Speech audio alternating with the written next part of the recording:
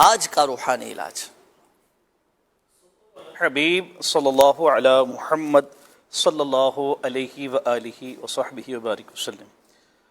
انشاءاللہ الکریم آج اس سیگمنٹ آج کا روحانی علاج میں ایک ہم وظیفہ شامل کریں گے، اور یہ وظیفہ بیسیکلی اگر کہیں تو بہت ساری پریشانیوں، بہت ساری مشکلات کے مواقع پر پڑھا جا سکتا ہے۔ جی ہاں، اب وہ پریشانی چاہے جسمانی کوئی بیماری ہو، کوئی تکلیف ہو، کوئی ذہنی ٹینشن ہو، یا کاروباری کوئی مشکل ہو، یا گھریلو کوئی مشکل ہو، تو مشکل اور پریشانی کے مواقع پر یہ عمل کیا جا سکتا ہے۔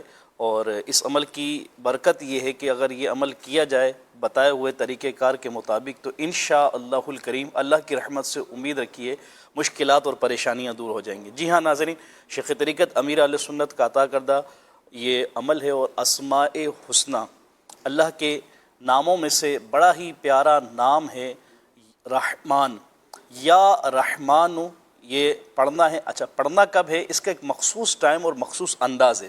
جنید بھائی، بعض اوراد و وظائف اس طرح کے ہوتے ہیں جو ہم بیان کرتے ہیں کہ جن میں ٹائم کی قید نہیں ہوتی، دن کے کسی بھی حصے میں پڑھا جا سکتا ہے، اور بعض میں کوئی نہ کوئی وقت مقرر ہوتا ہے۔ جو آج وظیفہ ہم بتانے لگے اس میں وقت یہ ہے کہ نماز عصر کے بعد ایک سانس میں 7 مرتبہ یا رحمانو یا رحمانو یا رحمانو یا رحمانو یا رحمانو یا رحمانو یا رحمانو 7 مرتبہ یہ عمل کریں، اور انشاءاللہ الکریم اس کی برکت سے جو بھی مشکلات ہیں، پریشانیاں ہیں، اللہ نے چاہا تو وہ دور ہو جائیں گی۔ اول و آخر درود پاک بھی پڑھ لیں، درود پاک کی برکتیں بھی پالیں۔ ایک سانس میں 7 مرتبہ یا رحمانو پڑھنا ہے۔ ماشاء اللہ، تو یہ عصر کی نماز کی بات پڑھنے کے حوالے سے آپ نے یہ وظیفہ بتایا، ایک سانس میں ہی پڑھنا ہے۔ اور رحمان یہ اللہ تبارک و تعالیٰ کا صفاتی نام ہے۔ ایک تو یہ وظیفہ طارق بھائی جو آپ نے بتایا کہ ایک سانس میں پڑھنا ہے، اور رحمان اس کا مطلب ہے ناظرین اللہ اسماء الحسنی میں سے ہے، اللہ پاک کے صفاتی ناموں میں سے۔ اس کا معنی ہوتا ہے اے بہت مہربان۔ اللہ پاک کو اس نام پاک کے ساتھ پکاریں گے تو ہم پر رحمت نازل ہوگی، مہربانی ہوگی ہم پر، اور مشکلات اور آسانیاں یہ الحمدللہ سے وجل پیدا ہوتی چلی جائیں گی۔ ایک اور وظیفہ اس کا یہ بھی ہے کہ فجر کے بعد 298 مرتبہ یہی وظیفہ اگر پڑھا جائے نا تو اللہ تبارک و تعالیٰ اس پر بہت رحم فرمائے گا۔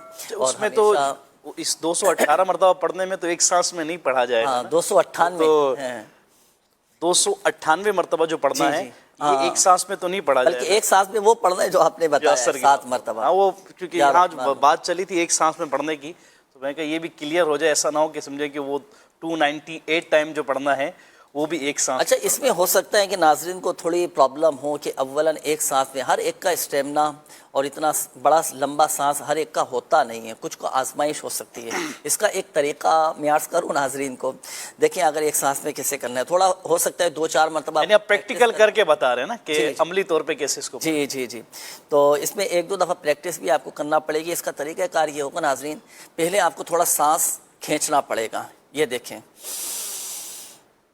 یہ آپ نے سانس کھینچا، اب آپ پڑھنا شروع کر دیں، یا رحمانو یا رحمانو یا رحمانو یا رحمانو یا رحمانو یا رحمانو یا رحمانو، یہ آپ پڑھ لیں ایک سانس میں۔